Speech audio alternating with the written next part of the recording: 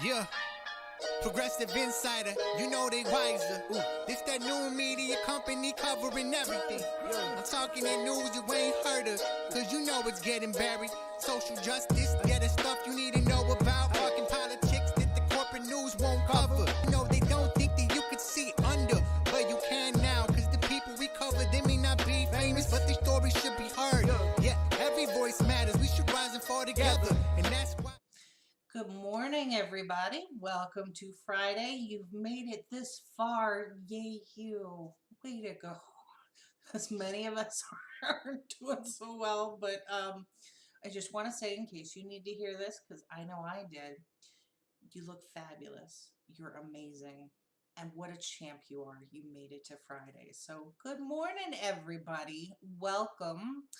This is Hair of the Dog. I am Carrie Barber. You are watching Digital Liberation Front, and I would like to now introduce my lovely and talented co-host who happens to be located in Canada, and I am getting more jealous by the day. This is Andy Kennedy. Hi, Andy.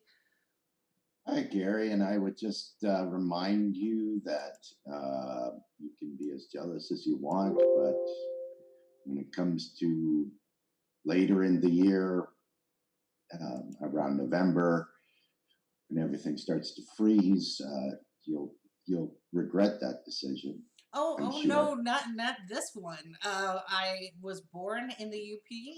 I lived in the UP for a number of years. I now live in Chicago. It gets cold here. Spent a number of years in Ohio. Ohio gets cold. Doesn't get snow, it gets ice. So I'm ready for it. Free healthcare. Woo!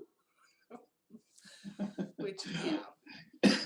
Yeah. Yes, and poutine. And poutine. Yeah, poutine. What was it? The most. What was it? The most hockey or the most Canadian headline was the day that two hockey fans were sitting in the stands and an errant hockey puck flew over the guard and landed in their poutine. Right, It right. made the news. And they didn't stop eating it. No, oh no. You get a souvenir with your poutine. That's all it was. The most Canadian picture ever taken was of a drive-through window at Tim Hortons. And if Americans don't know, Tim Hortons is our equivalent of Starbucks or Dunkin' Donuts. And the cars not being able to move because of a full-size beaver standing in the drive-through. Getting his Timmies on. He knows. Yeah. Slap that tail. That's funny. So yeah, we're Canada's looking better and better by the day. And what was it? I'm drawing a blank, but Canada said some. Not only have you closed the border. Oh, this was it. Not only has Canada closed the border for American tourists and all of this, but they just announced that they no longer consider the U.S. a safe third option location for immigrants and asylum seekers. And everybody in the United States went, yeah, you're right. So, yeah, can't argue with that logic. Sorry. Yeah, and I was talking to a friend yesterday, and yesterday was a very much a down day for me, just because I'm doing some research for a story, and I think that I think that my thesis is going to be X, Y, and Z. And the more that I start digging and answering my own questions, the more the hole just gets deeper and worse to the point where I was talking to a girlfriend. I was like, there was one time a few years ago where I had donated to the Texas secession fund so that they could separate from the United States and actually be an independent country, because I totally support that, Texas. Now I'm like, I think we need a full-on divorce. Because the more that I was digging up on people, and I'll go through some of it today. I don't want to bring anybody down, but the more I was digging up on these people and their long history in the federal government. So it's like, William Barr didn't just get here. He's been serving in this capacity in one form or another since Reagan. So he served under both Bushes and Obama. So these people have had a really long time to set up the policies and scenarios that we see today. So to me, it was like, there's no reforming this. And yesterday, I'll admit, I was to the point, I was like, it's time for a divorce. We just take those southern states and wish them the best. It's not you, it's me. It's totally me. That's cool that you Costanza-sized that. That was very good. I was going to say that bar serving under both bushes. It says that's appropriate considering what you usually find under a bush. Well, it's kind of the same thing. So, so before we get started, I just want to let everyone know. Hi, Pamela. Good morning. Pamela knows this is a live and interactive show. So, if you have comments, questions, critiques, just stay off my hair today. It's a bad hair day, but everything else is totally fair game. Let's talk about it, and we welcome our MAGA brothers and sisters, and even our blue MAGA.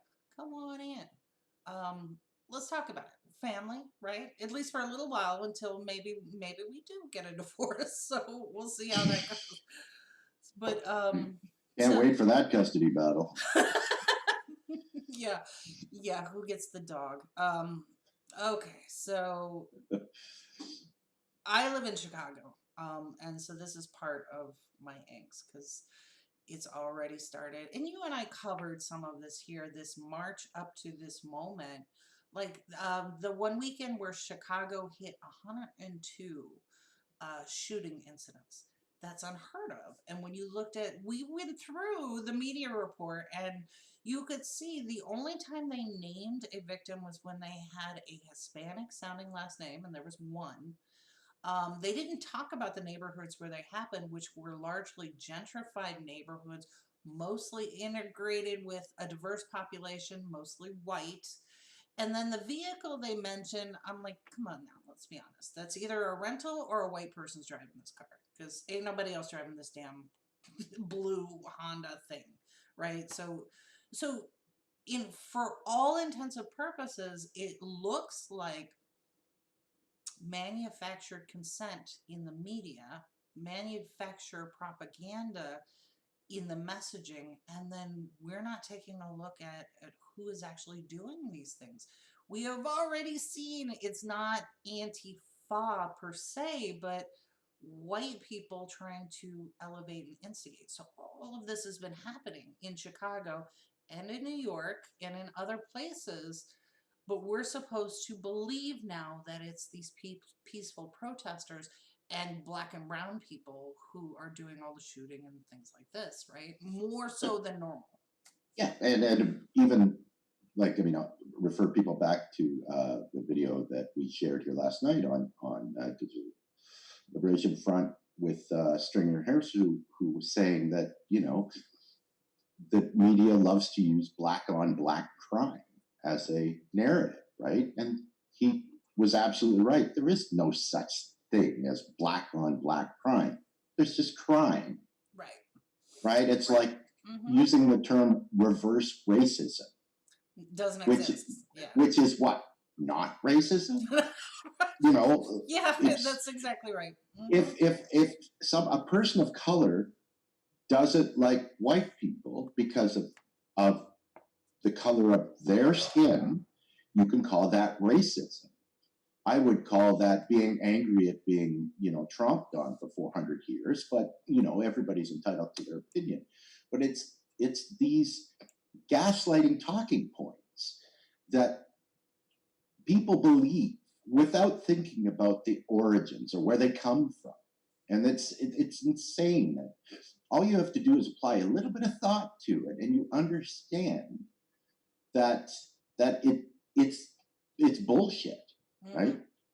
That's exactly right. And you bring up a good point. So I'm going to make sure that the stringerharris goes out again today, because I feel like, especially here in Chicago, where we are absolutely seeing a bunch of, especially in social media, a bunch of created faux accounts and out-of-towners invading our social media pages, especially like Chicago Black Lives Matter, with all of those false narratives about black on black crime and so it's like this coordinated effort to demoralize and control the narrative. So I think Stringer's interview was a good way to push back on what this is actually about. And it is about constitutional rights, due process, and equal protection.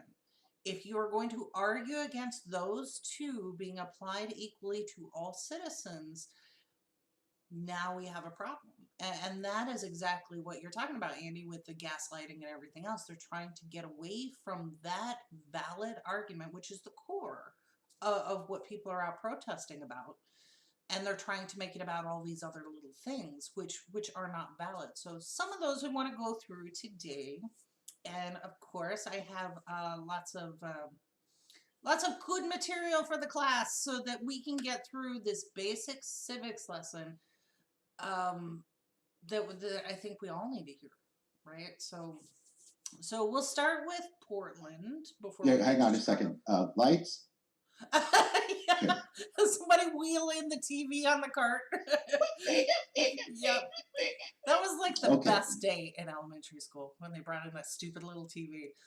So, okay, so we're going to start with basic civics lessons on the First Amendment, right? So in the First Amendment in the United States, we always talk about freedom of speech, freedom of religion. So back it up just a little bit. In elementary school, we were taught freedom of speech, meaning the government cannot infringe upon your free speech. Now, if I say something batshit crazy, Andy certainly could pop me in the nose because there are consequences. Andy is not the government, right? So it's just the government cannot infringe upon speech. They also cannot infringe upon religion, right? So you can pray in the public square, but you cannot, get in my face and say that I can't worship the way I want to. So kudos to the American Satanic Church for teaching us all about that, because I think they do a great job. I am not a Satanist in any way, but they are always out there to help educate people on freedom of religion. But there's one more. But wait, there's more. Dun, dun, dun. Yes, exactly. So there's Call in the next 20 minutes. Right. So there's this little provision that's in the First Amendment that most people aren't aware of. It's called the heckler's veto. And hey, good morning, Mike Toller. I got a shout out to Mike Toller, who gave me this wonderful resource that I want to share with you. So the heckler's veto, you put it up on screen here. It's the Bill of Rights. The Bill of Rights is the first 10 amendments to the Constitution. These are things that we went, oh, hey, wait, we need to include this in there. So these are the first 10, and these were actually drafted by the framers of the Constitution who wanted to have a Bill of Rights go with it. So these are the forefathers, all the people on Fox News that they talk about being respectful of. This is what they wrote. So the heckler's veto talks about if me, Andy, and 10 other people are out protesting, and I decide to do something crazy stupid like start rioting and destroying things or saying some crazy things about the government and whatever else, I can be subject to arrest because of my illegal action. However, the government can then not take out my actions on Andy and the other people. Meaning if Andy and the other people are peacefully protesting, they cannot use force against those people. That is the heckler's veto. So what have we seen in Portland and all of these other cities over the last few weeks? Peaceful protests that have then been turned into a violent skirmish because of police officers, that is the state or federal, going after peaceful protesters. That is highly illegal. It is unconstitutional, and it violates your First Amendment rights. Okay, everybody got that? Heckler's veto. Please don't take my word for it. Google it. Heckler's veto. So, okay, so Mike chimed in. He said, and I don't know what that is, Mike. COFSM. I it's too early. You guys spell it out for me like third grade. I just can't do it this morning. So so the heckler's veto, I think, to me it was kind of that aha moment, because how many times have we heard Trump and all of his acolytes talking about Antifa terrorists?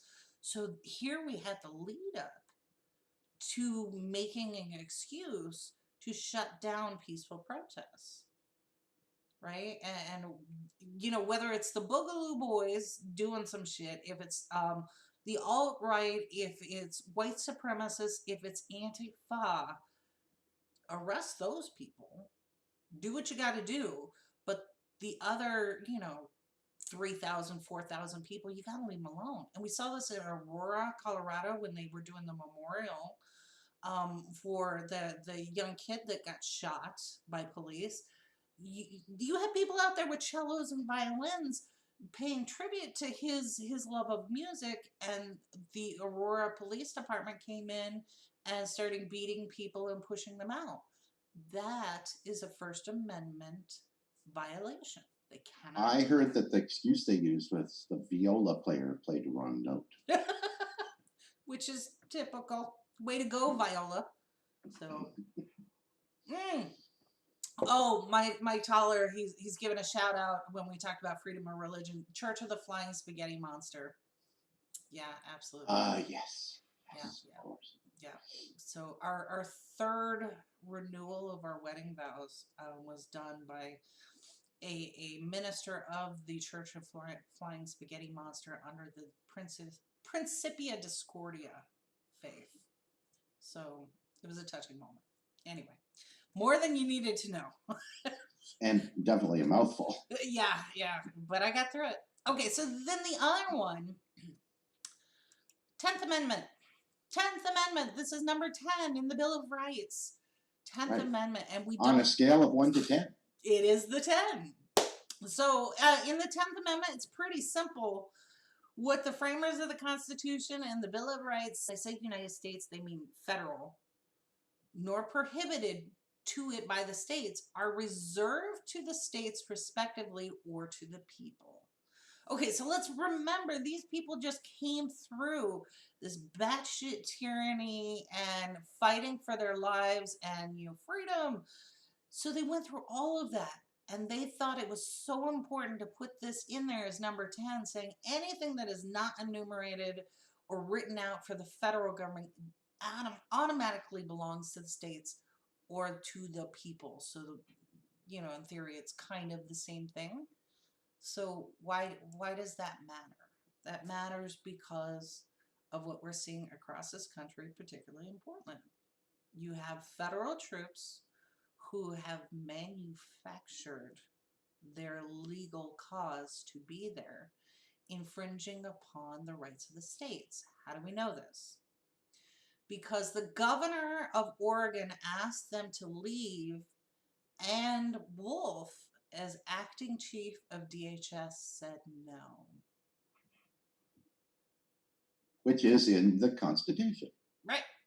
So when you have a federal agency refuse the order of the governor, who is the highest authority in the state, now you have a problem. They are actually violating the 10th Amendment to the U.S. Constitution. And let's also make sure that we emphasize that that's not only unconstitutional, it's highly illegal. Right, and this is what it means to be unconstitutional, meaning you are violating the highest law of the land. It's illegal, right? But don't take my word for it. So, let's see. There is a lawyer, and thanks again, Mike, for this resource. He does this little legal piece on YouTube, and it's called Legal Eagle, and he actually tackled the Portland thing. So as I was going through and doing my research and everything else, he actually hit me to a couple pieces of law that I hadn't found yet, because I'm not a lawyer. So it was nice to have this resource and then to fact check him and find out this dude's actually right. So I clipped a little bit of this segment, but I highly recommend that you go out and watch it. And I'll try to put a link in the comments so that you can see it. But it's Legal Eagle, and he did this cute little show on Portland. He had his sister out there who was apparently with the Wall of Moms. So let's see here. Let me see if I can get this up and running. 1 second. DHS memo authorizes intelligence collection of Americans in order to protect statutes and memorials. The Department of Homeland Security says that their Intelligence and Analysis Office is, quote, collecting and reporting on various activities in the context of elevated threats targeting monuments, memorials, and statues. And it gives legal guidance concerning the, quote, expanded intelligence activities necessary to mitigate the significant threat to Homeland Security posed by such activities. Again, we're talking about statues here. The intelligence collection is authorized to prevent, quote, damage sufficient to impede the purpose or function of monuments. If you know how to impede the purpose or function of a monument or statue, please tell me in the comments. And of course, the pattern continues again. DHS is apparently making plans to send over 150 agents to Chicago. There you go. So there was my segment. And thank you, Mike. He posted it in Facebook. So I'm going to go ahead and post it to all of our streaming channels so everybody can see it and enjoy it. But I just love that segment because he just breaks it down pretty easily. And he has this really nice segment on all of the lawsuits that have already been filed and more to come against the federal government, Chad Wolf, and the whole collection of federal troops. So, Andy, when we talk about these federal troops, this coalition of the willing that Acting Chief Chad has put together, any idea who these people are? What agencies they come from? No. I think I heard that at one point earlier in their careers, they all came from boy bands. That would probably make sense. Yeah, and it explains why they are willing to just follow orders even though they are violating their own oath. So from what we understand, it is part of the U.S. Marshals. You guys should know better. You should absolutely know better. You at the very least have a framework of law that you're supposed to adhere to. But then it's also Border Patrol, Customs and Border Patrol, federal prison workers, and what was the other one? TSA agents. So none of these people, like, okay, so when you see like a want ad for a job and it's normally just above the minimum wage, they're like crappy jobs. Go work at the TSA in the airport, right? And this has been the long-standing. This is our front line of defense. These TSA workers who aren't paid well, are treated like crap. Well, you take those people now and you put them in fatigues and give them non-lethal weapons to go and just randomly shoot people. What could possibly go wrong? Right? Oh, the other thing that happened, right, is that I'm forgetting which circuit judge ruled that these policemen, or for lack of a better term, cannot fire on official observers and members of the media. Which they had been doing. And right, but now they're not supposed to, right? And so if you're one of these federales, as I like to call them, you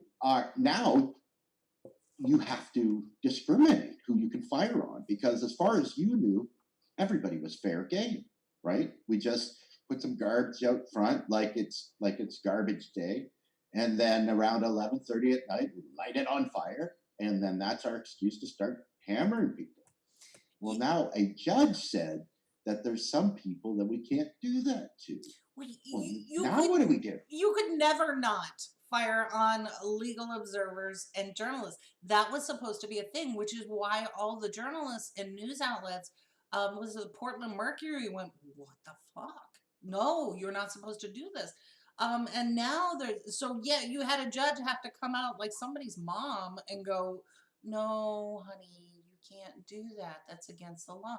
So we have like remedial legal school going on for these folks that now have weapons and tear gas and chemical warfare being used against American citizens. This is so ass backwards as to be you could never were you allowed to fire on journalists. And then the next one that came out yesterday was when Portland police and the federal officers were destroying medical tents. So you had tents where people were giving first aid and you had medical equipment. They destroyed it. So not only that, but they were spraying them with mace, so they could not be used ever again. Yeah, so the other part of it was, you remember when you and I were talking about that photo op that Trump did in DC, where the exact same thing happened, and it was the priest that we were trying to get on the show because she was out there with first aid and had a first aid stand in front of St. John's Church. And Right. they were maced, all of their stuff destroyed, and they were pushed out so that Trump could walk in there and do his photo op with the Bible. So this is a repeat, but now you have to have people go, no. So it just, all the shows that we have had previously where we've had attorneys on telling us that justice is only for those who can afford it. So nothing is illegal until you bring a case, is apparently how this works. So just that, you and I understand that you shouldn't fire on a journalist, maybe not a doctor. Apparently we need to take people to court now to impress upon them that, no, you shouldn't do this, right? Well, that's always been the case, right? In order to keep rights, federal rights, intact, you always have to defend it from attack from other places, right? And it's constantly how the system works, right? And we know that it works that way because there are only certain individuals or groups of people in society that can afford to do that, right? Mm-hmm. Which perpetuates the who gets things done and who can't. Right. Absolutely. And Mike just posted another link here, which I saw this, but I hadn't read it. But the Department of Defense said that it's concerned about law enforcement dressing up in Army uniforms. Yeah, right. So because I can go to any military surplus and buy some old camo and walk around. So like I could be down in Chicago with a flak jacket and all of this other stuff, pretending to be one of them. And we actually saw that in Chicago. We have video. Chicago is not an open carry state. It's a concealed carry. You've got to keep it with you. So we saw Chicago police officers doing what they do. And here comes a guy walking up in military. He had like a green t-shirt and then fatigues. And then he had an AR style rifle with him. Plus a bandolier with, I'm assuming, some extra ammo in it. Who knows? But he walked right up to police, made a comment to them. They nodded, whatever, and he walked away. And everybody in Chicago went, that guy is breaking the law, and you just let him walk away. Because we recognize that these militia people want to play military. They don't want to pay the cost of adhering to the law and their oath and commanding officer. They just want to feel special. And this is part of why all of these people dressing up in military gear is kind of a problem, especially when you don't have your name on it. Well, and when you're a corrupted system, right, you have to realize that when you're armed with something, right, and you're trying to keep your corruption intact, or at least sort of partially hidden, a gun isn't a dangerous weapon. It's a sign. It can be. Yeah, I mean, like anybody who leaves the house and feels like they need to have an AR weapon to go to a 7-Eleven makes me kind of iffy. A little bit.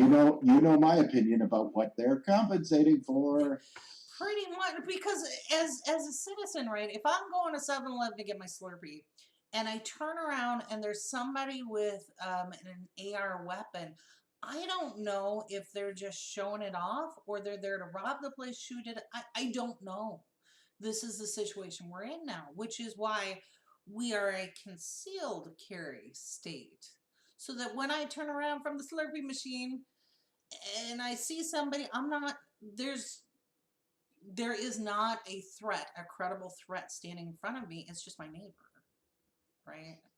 So, so this is kind of where, this is why we have to identify. And Legal actually in his little podcast on YouTube, or not podcast, but on his YouTube, he talks about that, about how in the military we have soldiers in Iraq who have their names in English and in Arabic. So, and he makes the point. So, is ISIS less dangerous than the Wall of Moms in Portland? It just Apparently so. yeah. So here's David. You're right. You don't know. Thanks, David. Thanks, David, who brought in that wonderfully insightful non-issue comment. You're right. You don't know. So, what do you mean, David? You can't. If you're going to post a comment, you have the space there to enumerate your idea. So If you can. yeah, try that again, David. I don't know. So So while we're waiting for David, we can talk about last night. There was this lovely young lady that was live streaming the protests in Portland, and this you could tell that she was a seasoned veteran of these protests because it was kind of like taking a walking tour, with a guide, because showing us where usually everything takes place and the order of events and what happens, where people stand, why this is here, where the federales come out when they come out and why they come out, and the garbage bags that are on fire and all this stuff. So it was very informative, and it's absolute must for people to watch. But of course, the problem is that you've got the Trump trolls or whoever that doesn't agree with the protests that are there, because let's face it, there's only so many videos of Trump drinking with water with two hands that you can watch before you get bored. So they're out and looking for stuff like ours, so that they can control in their monosyllabic means of typing. And of course, they're, not so much upset with the people, but they're upset with the violence, right? When we talk about violent protests, a bunch of guys leaning against a fence and shaking it, 3-year-olds do that, right? They stand against a fence and they shake it. So you're advocating for the rights of a fence over people, right? By saying that they're trying to tear the fence down. When we're talking about property rights as opposed to human rights. Stop believing the propaganda. Human beings matter more than a fence or a pile of garbage or even a federal building. Well, and that was the clip that I showed where they were talking about the federal troops are there to protect federal property and a monument, right? So we have now said that this statue is more important than due process and equal protection. And I think that is where we got to do a better job of taking it right back to the fundamentals here. It is about due process and equal protection. And now that we have an understanding of the heckler's veto, these three things solve all arguments, right? So I don't care if you're a Trump supporter. I don't care if you're a libertarian. I don't care if you're a full-on Nazi fascist. If you are in this country, you are governed by the Constitution. That is the highest law, right? That stops all arguments. So with those three things, either we apply these equally or we don't. Yes, you can't cherry pick them, right? The equivalent of what you're arguing for in videos like these at the protests is like looking back at 9/11 and saying, I'm not upset about the 3,000 plus people that lost their lives. I'm more pissed that those two really nice buildings fell down. Well, and that's so we have the same argument right now with the blue MAGA folks on Medicare for All. They're like, well, you know, ACA is awesome and we love it, but damn that Trump for 100,000 people being dead on COVID. And I'm like, wait. ACA has been in place for 10 years. It was sold to us as an incremental, meaning step one to get us to where the rest of the world is with a nationalized program. 45,000 people died every year over those 10 years, most of whom had insurance and couldn't afford to use it. So you are going to point the finger at one side for a horrible situation, but neglect to look at this other policy that was doing the same thing quieter and a little bit slower. So this is part of where we have such a divide in our thinking. Apply the logic equally. And I think everybody's going to be a little happier with this, right? So the building doesn't matter as much as what it stands for. It's a symbol of something. We can rebuild a building. The statue doesn't matter. The fence doesn't matter. The people matter and who we say we are. So, Andy, I think you're 100%. But I just want to put up real quick here. Let's go with Adam Schiff. Adam Schiff, because we're just talking about, you know, what you say versus what you do. So we had Congress come in with a bunch of votes, and there were 5 amendments proposed to the military and defense budget. One of them was a proposal to reduce the defense budget for the military specifically by 10%. And use that money instead for homeless people, homeless vets, for healthcare, for schools, for things like that. 10%.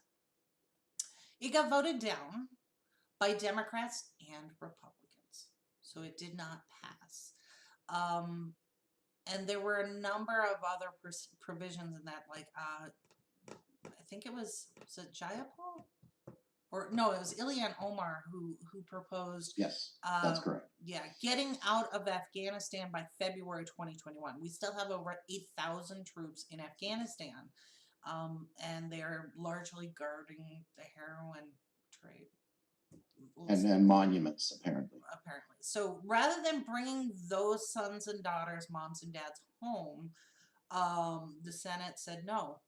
And that was also by bipartisan support. So Republicans and Democrats said, no, they cannot come home now. So we were initially like targeting to February. We don't know when they're coming home now.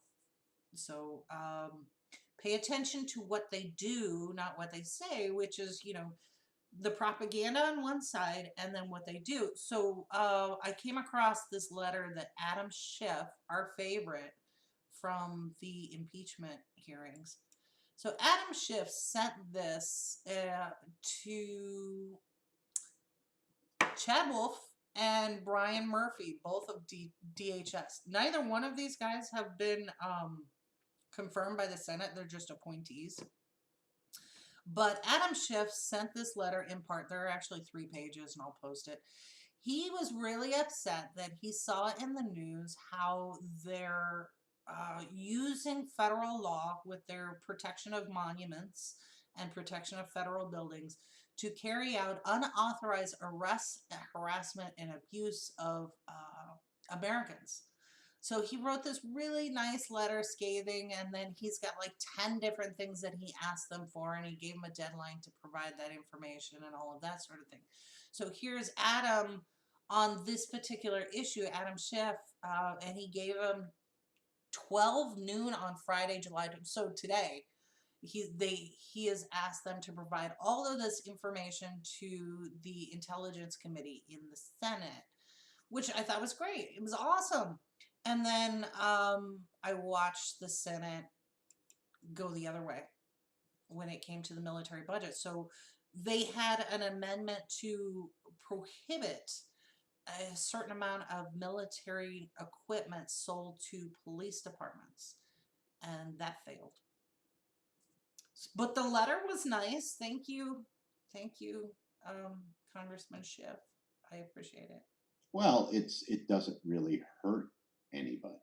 It doesn't take money out of the hands of oligarchs, and it's a really good PR move. So the word of the day here is performative then. So Adam's letter, while nice, is largely performative until there's some action to back it up, right? Which, isn't ever going to happen. No. Until, No, and we saw this with Portland's mayor, Wheeler. He did this really nice photo op where he went out with protesters, was standing by the fence, stood in the cloud of tear gas, and was yucking it up and like, oh yeah, this is pretty bad. This is, yeah, they should. And then he made a statement about the federal troops who were beating peaceful protesters, and everybody in the crowd went, no, you asshole, those are your police. That's Portland police officers doing it. The federal troops are over there beating other people. These are yours. And he's like, oh, okay, and walked back in. Well, that's another thing that our live streamer last night reported on, because she was there when it happened. And apparently the mayor came out with two people who were carrying equipment. And the three of them walked to where the photo op was going to take place. The two people that were with him set up a loudspeaker and a microphone and got everything all ready, then turned around and pretended like they were protesters and were the only ones allowed to ask the mayor questions.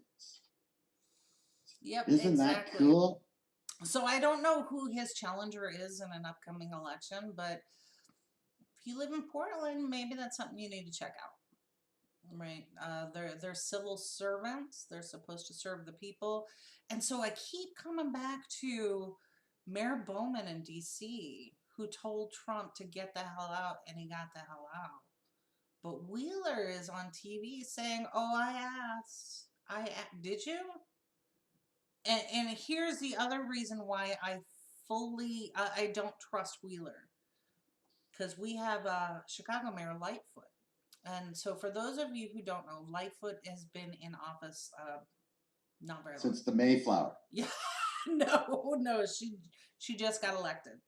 Oh, okay. All right. So a little less than a year. So she started when the Portland thing came out, and then Trump said, I'm sending troops to Milwaukee and Chicago. She went, oh, hell no, you're not doing that here. And then it became, well, okay, maybe a few. And maybe, okay, so it's just 150. Now we're up to 200. Yesterday it was 200. And she flipped. So I just want to bring this up here. I'm calling this a tale of two cities. So this is Chicago versus Philadelphia. So in Philadelphia, you have the DA watching what's going on in Portland going, oh, hell no. The Portland DA is like, I serve the people, or the Philadelphia DA says, I serve the people of Philadelphia, and I am here to preserve and defend their rights. And if you violate those rights, I'm coming after you. I'm going to see that you're arrested and prosecuted. And then we have Mayor Lightfoot in Chicago, who got a phone call from Trump and went, oh, okay. So she flipped like that. So here's what she did. And I think this is interesting, and I want to watch this. We have a statue in Chicago downtown of the Columbus statue. It's, Christopher Columbus. Infamous. Yes. Columbus Day. So the Fraternal Order of Police, the chief of that, a gentleman himself had his badge stripped and he was fired because of he couldn't follow the law. He's now head of the Fraternal Order of Police. He has been hyping this up for weeks. And he is telling all of the defenders, and of course, he gets busted for bussing in people from Wisconsin who are known, they're known white supremacists. He's been busted with this before. A couple of the Boogaloo Boys, white supremacists, all of it. He busts those in to protest because we now have three Black women who lead different parts of Chicago, which is the first time in history. So of course these racists lost their shit, including this gentleman who is now the head of the Fraternal Order of Police. And he would bust in these white supremacists to participate in these protests. Well, he has been hyping up for the last 2 weeks a support police counter protest at the Columbus statue. So what they were trying to do was instigate things, have all of these racists out there, white supremacists, all of these bullshit people from Wisconsin, Michigan, and everything else at the Columbus statue trying to incite violence with the protesters who are there going, hey, can we get the Constitution applied equally, right? So all of that is happening, and Mayor Lightfoot at least took the statue and took it down. So that happened overnight, quietly. But still, Chicago, we have a wall of moms, we have a wall of dads, we have a wall of vets.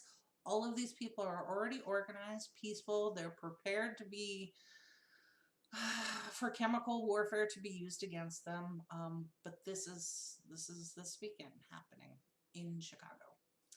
So Yes, and you only get a chance to surprise people once, and then they're not surprised anymore. Right, exactly. So what I'm seeing, and a lot of other people have commented on this too, some very fine people, they're talking about people shooting at police and just the violence, and they're just all, and then I'm watching my neighbors go, well, maybe it'll be good to have them here. I'm like, maybe it'll be good. Maybe we'll be safer. right. So I will refer everyone back to, as Andy said, the interview with Stringer Harris. We'll show that again today because there were some statistics specific to the city of Chicago and the police department. There was, hundreds of thousands of complaints for police brutality, and you saw the heat map on that, but only 7% were ever investigated. Do you think maybe that has something to do with some of the unrest? Maybe.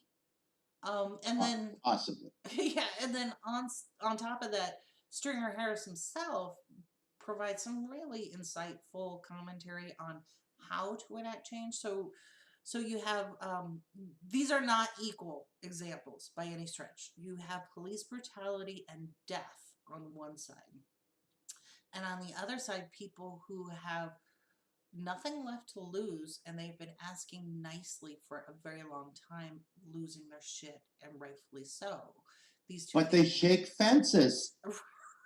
right. Well, these two things together don't always work. So you have somebody like a Stringer Harris who has a law enforcement background with a security company. He knows the law. He knows what is appropriate, ex-military, and he can maintain a strong but measured tone.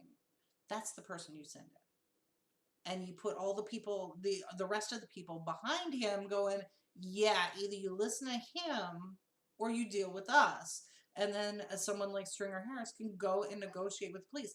This is how he got the sergeant fired who was negligent in the Jamel Roberson incident, where here you had a lawful gun owner, a security guard, who disarmed a shooter and then got shot by Chicago police because he happened to be black.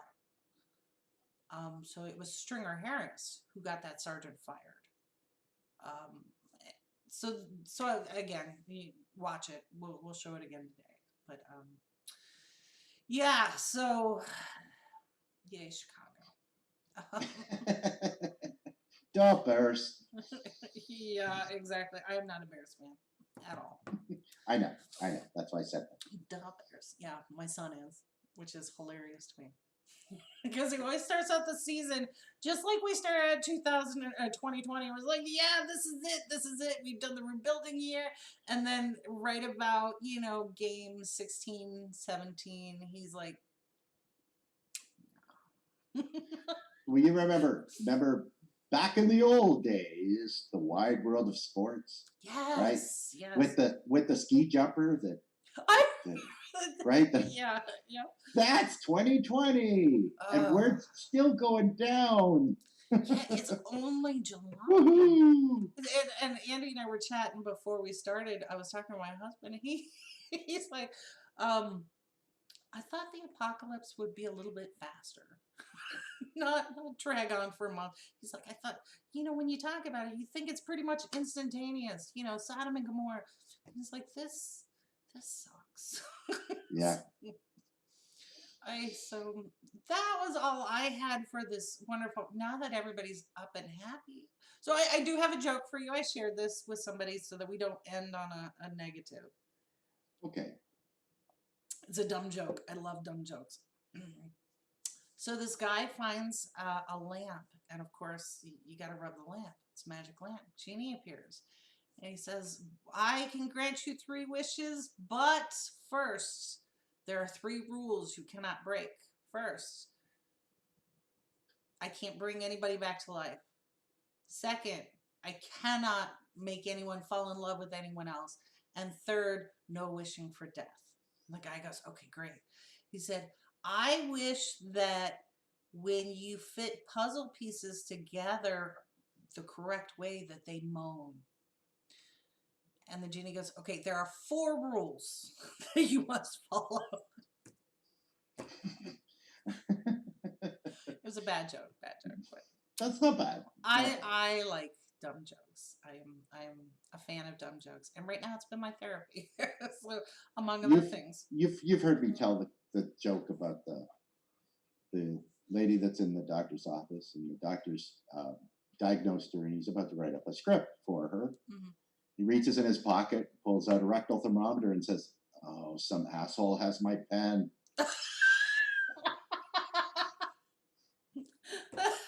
See, that was much better. Thank you. That was a good one. Yeah. We're getting there. We're getting there. So, all right, we're gonna end a few minutes early, but yeah, whatever. So, we will be back on Monday morning. Hopefully. We'll see how things progress in Chicago. If you are planning to go out to a protest, please dress appropriately, and this means good goggles. And if you need to tape them on, shatterproof goggles. Yes, shatterproof goggles. A good mask, because we still have a rise in COVID. It's not a hoax. Right. And the other thing you need to realize that although it's been proven that cloth masks do not make your sats dry, right? You do not, your blood does not get deoxygenated by wearing a cloth mask, but it is harder to pass air through. That is undeniable, right? So the best thing to get is a surgical mask, because the surgical mask is designed for people to wear for long periods of time, right? And if for some unknown reason you've got to hightail it out of there because there's a cloud of some sort of toxic fumes coming towards you, you're not going to lose your shit on the way because you can't breathe. Exactly right. And this is what everybody needs to know. So there are apps that you can get for, like, especially in a big city, that show you where all the public bathrooms are. I suggest you map that out, because when, not if, but when they start with the pepper spray and the tear gas, you're going to need to find one of those quickly, because you may or may not have milk or water available to flush your eyes, but it's a good way to go somewhere, separate yourself, put yourself together, and just take care and be safe. Also, don't go anywhere alone, especially if you are a brown or black person, or even a white person who maybe looks a little hippie-ish. You know the left, what you look like. Do not go anywhere by yourself, especially while we have an influx of these white supremacists coming into our city, feeling emboldened. They are looking for people. They get off on this shit. So make sure that you are safe. Make sure your cell phone is fully charged, backup battery, gloves, mask, eyewear, all of these things. Please make sure that you are safe. And, you know, it is your right to go out and peacefully protest. It is your right to go out and just enjoy the city. Just be smart about it. Yeah. So that's all I got. Andy, any parting words from you? Just one other thing. There's this great invention called liquid skin, right? It's actually comes in a paste form or a spray.